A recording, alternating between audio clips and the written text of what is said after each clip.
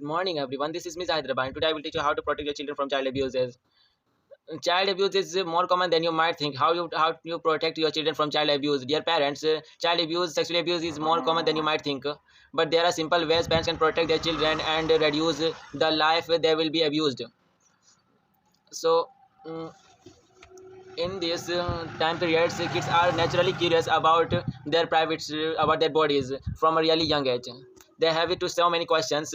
As a parent, this is a very really good thing because it means you have a lot of chance. So, dear parents, you have to teach your children accurate information and help them to teach you. First of all, I will teach you all the parents that don't give the private parts in code name because don't give private parts code name because the right is to a person to govern what happened to their bodies. We teach their children that our part are private, they cannot be there, that one that cannot be talked. When these things are happening their life, they scared to tell you because I make them it's very difficult. I told them these things are very secret. You have to hide it. Don't tell about this topic. Blah blah blah. There are so much things they cannot be think. Don't talk about this. Don't take this name. Don't give code name. Be comfortable with your children. You know that's every individuals has a was have is a unique may have different level of comforts with physical participants. Please know that you are never obligate submit their body to any activities. Encourage your children, listen to your own, listen to so you teach their children. They have different types of different level of feeling comfortable. So teach your children that you are the owner of your body, you have to protect this. Children, you know that their comforts and safety are your top priorities. Explain your children which parts of their body are private. Use the proper name for body parts, for example penis, vagina, buttocks, and because it avoid to confusion, it avoid confusions. My first actually my first subtopic is who can touch and look their private parts.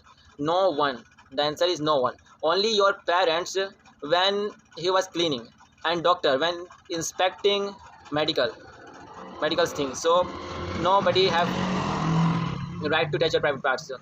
Their private parts and their private parts are special. No one can touch you in any situation. Their situation might include your parents and doctor can clean it during a medical examination, but events it should be with their permission. And second thing is teaching your children it's okay to say no even to an adults. Teach essentials in autonomy and personal safety. Here how you can approach them conversation with your children. Explain that adults can be wrong. Even though adults are usually in charge, they can sometimes make mistake and behave improperly. That's important to children, and children have to right to listen, to hear your own comforts. And I think I want to say that don't have to submit their body if you don't want to. If someone touches you and feel itchy and uncomfortable and scared and confusing, so you can tell, you can say no even to an adult. Don't submit their body if you don't want to. Max all you they can turn even an adult can make you feel uncomfortable. Remind your children never going anywhere with stranger. Don't being too close with strangers. Never never feel pressure to go against their rules. It's okay to say no even an adult. You empower them to and protect themselves in this situation. They might be feel uncomfortable, unfair. And teaches your children can actually tell your children that it's okay to disagree with adults respectfully. Let them see you stand up for your own boundaries and calm and accurate manner. Second of all, giving your children alternative ways show affection and respect to an adults. So affection and respect to adults without compromising their own comfort, because comfort is your first priority. So first of all you have to set their boundaries. Yes, I suggest your children don't there are non-physical way to greet. Say hi, notes, smiles. That that gesture can be friendly and respectfully. No, there and no including physical touch. Teach your children about their personal space and how to maintain appropriate distance when interacting with adults. This allows them to show respect without feeling uncomfortable. So, um, Remind your children their respect to speech. Adults should also adult can also break your adult can also break their boundaries and break their comfort level. Speak up, raise your voice if you feel uncomfortable. Teach your children alternative way to show respect and affection. I will teach you what is the alternative way to show respect to an adult. To an adult, you can suggest your children, encourage your children to use respectful language. Thank you, excuse me, sorry, like this types of word. When you hear interacting with adults, some expression can demonstrate politeness and application without their need for physical touch. We don't need to physical touch to express their love. Second of all, you don't offering anyone about physical touch. Suggest not physical touch to greet adults. And give a smile, a wave, or notes. That gesture can as friendly and as respectful as compared to physical touch.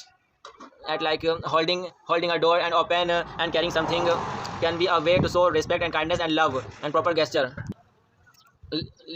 Listen attentively when adult speaking. Being a good listener is a sign of respect and show love and values the other person wants.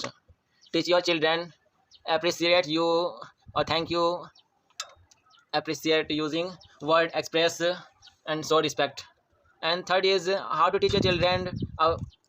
And third is of all you have to teach about consult. Getting a permission before touching someone, and you can emphasize that everyone has a right to decide what happened to their body, what happened to their own body. Teach your children how to ask for permission before touching other. For example, ask your children, can I giving you a hug before initially any physical contact. You can get a permission. And let me teach you. Let your children know when someone says no, that is respect. When someone says no, there is no, I think that is not a rejection, but a person's setting boundaries. It is right to of a person setting boundaries. You have to understand the children that is no means not a rejection. Everybody has their own priorities.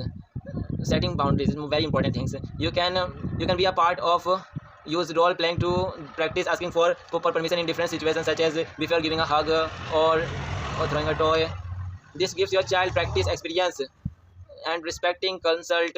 Teaching children about consults.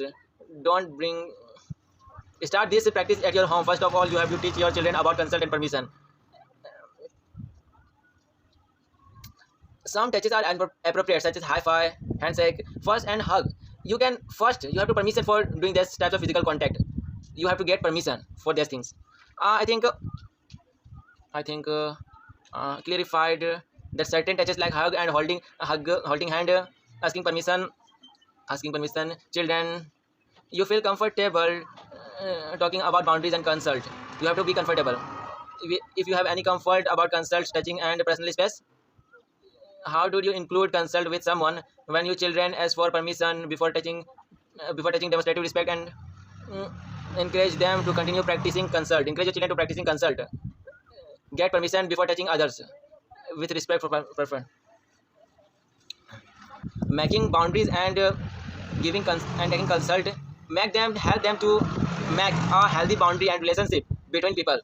So everyone is not comfortable with someone. So first of all, you have to consult everything before giving high five, handshake, and even a hug. So you can say that like, can I give you a hug? This type of parents should be teach about consult.